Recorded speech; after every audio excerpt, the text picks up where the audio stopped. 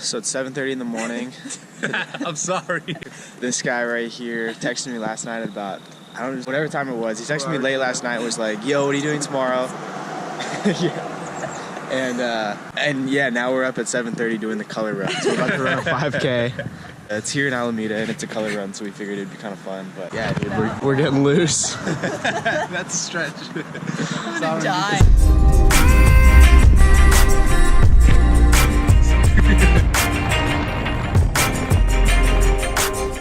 So we just got here. I feel like we don't know what we're getting ourselves into. Half the people here have tutus on.